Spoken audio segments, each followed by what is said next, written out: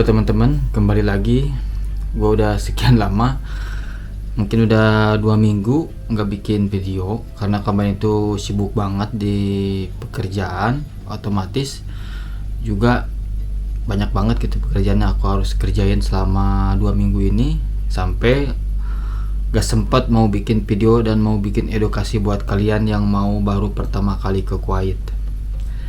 Jadi sekarang aku lagi pakai jaket soalnya ini lagi musim panas, tapi kondisi badan gue lagi gak enak gitu, lagi gak enak badan. Tapi gue sempetin di hari Minggu ini pas hari libur, gue bikin video buat kalian semua yang baru pertama kali ke Kuwait, biar tidak ada penasaran dan bagaimana sih kehidupan Kuwait yang sebenarnya yang dialami, yang dijalani oleh PMI ataupun TKI atau TKW Indonesia yang ada di Kuwait. Jadi kalau soal tentang gaji buat kalian semua, aku tetap bahas terus sampai kalian tahu sih gaji nominal Kuwait itu berapa. Jadi nominal gaji Kuwait itu tergantung oleh pihak perusahaan ataupun pada perjanjian kontrak kita yang mau datang pertama kali ke Kuwait. Jadi kalau dulu itu aku sama teman-teman itu gaji itu 150 dinar dulu itu 2022 akhir 2022 atau 2023 awal mungkin begitu. Jadi sebenarnya ada kenaikan gaji gak sih di Kuwait ini? Kalau kita kerja, kalau kenaikan gaji ya tergantung kepada pihak perusahaan, apa bisa ada kenaikan gaji ataupun enggak. Nah, cuman di perusahaanku ini belum saat ini ada kenaikan gaji, cuman kecil banget nominalnya. Tapi ya bersyukur, daripada kita nganggur lebih baik kita kerja, mungkin itulah kalau ibarat kata begitu. Kalau aku saranin buat kalian semua yang pertama kali banget ke Kuwait, ya cari info-info loker dengan gaji nominal 180 dinar ke atas. Jadi ya aku saranin buat kalian semua yang baru pertama kali ke Kuwait, carilah info loker dengan gaji nominal 180 dinar ke atas, itu basic. Kalau mungkin sama uang makan lah nyampe 200 dinar lah, lebih enak gitu mungkin. Soalnya mengapa? Soalnya di sini tuh biaya hidup tinggi. Terus kalau kita beli bahan makanan atau kita beli stok makanan atau stok pokok buat kehidupan selama sebulan itu ya lumayan tinggi lah kalau kita dibandingin kalau kita dikompres ke uang rupiah gitu. Nah makanya aku mau ngasih sedikit pengetahuan yang aku ketahui selama di Kuwait ini. Jadi gimana sih kalau kita dapat gaji 160 ya? Kalau 160 ya kalau bersih ya gak apa-apa gitu. Bersih itu dikasih akomodasi, terus dikasih jemputan, kasih makan ya gak apa-apa. Cuman kalau aku saranin ya 180 itu lebih enak buat biaya hidup dan buat nabung dan buat kebutuhan sehari-hari atau kebutuhan selama sebulan kita di Kuwait gitu. Mungkin itu yang aku bisa sampaikan tentang gaji dan nominalnya. Jadi buat kalian semua, sebenarnya di Kuwait itu sekarang lagi banyak lowongan pekerjaan berbagai sektor dan berbagai bidang gitu. Jadi ada yang di bagian gudang, terus ada di bagian waiter, di bagian kasir, dan di bagian yang lainnya yang kelas profesional ke atas seperti perawat dan kerja di keminyakan yang ada di Kuwait. Mungkin itulah. Sebenarnya kalau mau cari info lokal gampang banget, bisa cek di website. Nanti aku cantuminnya website di deskripsi video ini biar kalian tahu gitu info lowongan kerja di Kuwait itu bagaimana. Nanti aku cantumin di sana. Nanti kalian cari-cari lowongan kerja sesuai dengan kebutuhan dan kemampuan kalian sendiri gitu ya. Jadi cuman aku nyaranin fokus ke gaji dan biaya hidup yang ada di sini. Soalnya kan itu sangat penting banget sekali buat masa depan kita ataupun buat tabungan kita yang akan masa mendatang setelah kita habis kontrak dari Kuwait ini. Jadi kalau kerja, misalkan kita itu lagi sakit, contohnya aku ini lagi gak enak badan. Jadi kalau sakit itu kita bisa izin sakit itu per tahun itu 15 hari izin sakit itu per tahun. Jadi di Kuwait ini tuh kalau kita kondisi badan kita kurang fix, apalagi kurang sehat, pas pertama kali datang ke Kuwait badan kita kondisinya tidak stabil, itu bisa mengambil selama setahun itu 15 hari. Misalkan contoh aku nih lagi sakit sekarang nih, jadi aku ngambil misalkan 2 hari 3 hari ya. Nanti yang 2 hari 3 hari itu misalkan 15 hari dikurangi 3 hari atau 2 hari, jadi sisanya berapa itu per tahun gitu. Jadi per tahun itu ada 15 hari buat izin sakit gitu. Nah, jadi gimana kalau tetap izin sakit itu kita dibayar oleh perusahaan, tapi syaratnya satu.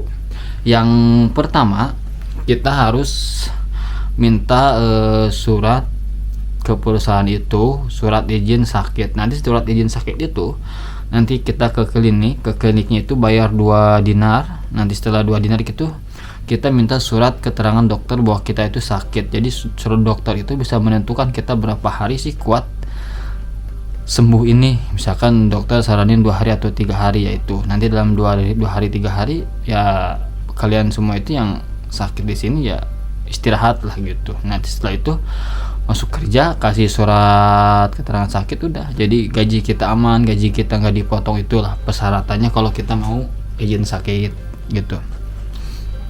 Terus yang lainnya, gimana sih sekarang di musim Kuwait dan kehidupan PMI atau warga Indonesia yang ada di Kuwait? Ya kalau masalah gitu mah, itu mah tergantung kepada kita masing-masing. Misalkan kalau kita ramah, pasti orang lain juga ramah. Kalau kita orangnya asik, orang lain juga asik. Kalau kitanya baik, orang lain juga baik. Tapi kan terkadang kalau kita terlalu baik, orang juga kadang-kadang yang tidak ada baiknya sama kita. Jadi usahain ya kalau ke Kuwait itu ya kalau mau fokus kerja gitu. Kalau mau fokus kalir ya fokus kalir. Jangan ke bawah arus lah gitu. Soalnya kan walaupun ini di negara Jazirah Arab maupun negara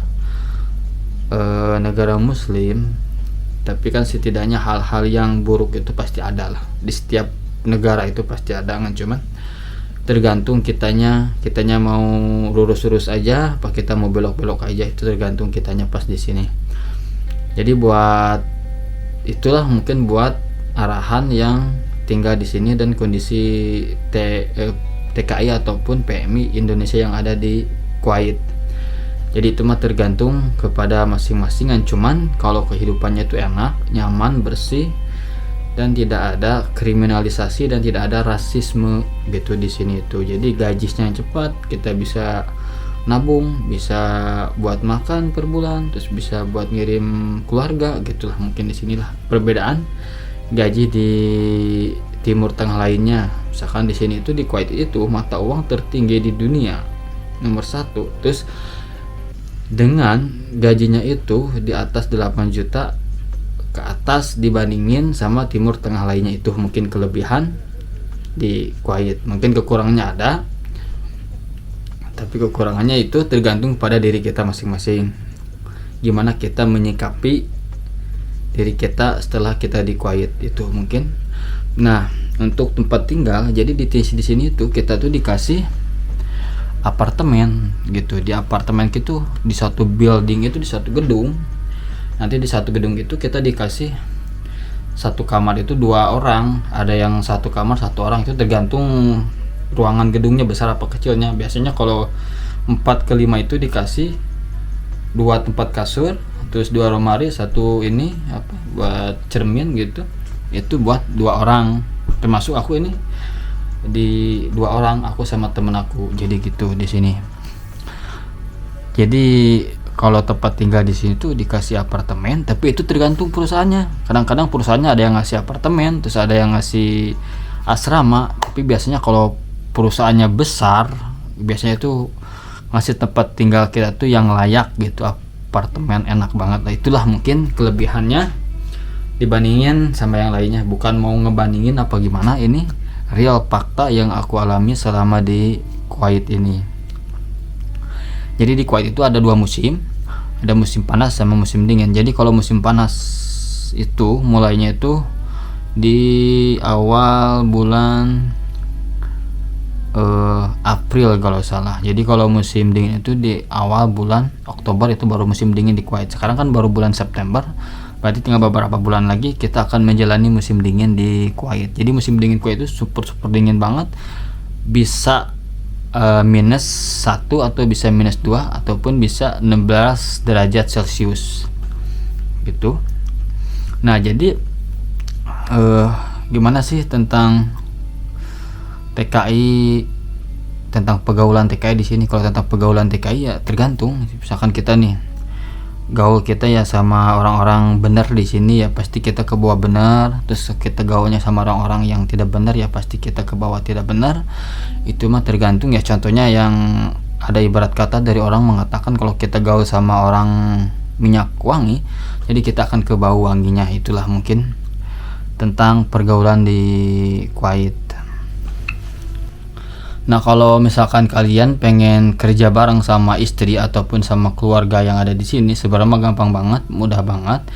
Jadi kalian itu prosesnya bareng ke sini tuh, misalkan mau bareng sama istri kerja di Kuwait, sebenarnya bisa kita bareng, kita ngelamar kerja bareng, interview bareng, terus semua persyaratannya bareng. Pas ke sini juga kita bareng. Itulah kalau kita kerja bareng sama istri ataupun sama keluarga di sini. Tapi kalau misalkan suaminya dulu pertama ke sini, terus istrinya mau nyusul, sebenarnya itu bisa itu nyusul. Cuman itu bisa di satu company yang sama ataupun di satu perusahaan yang berbeda.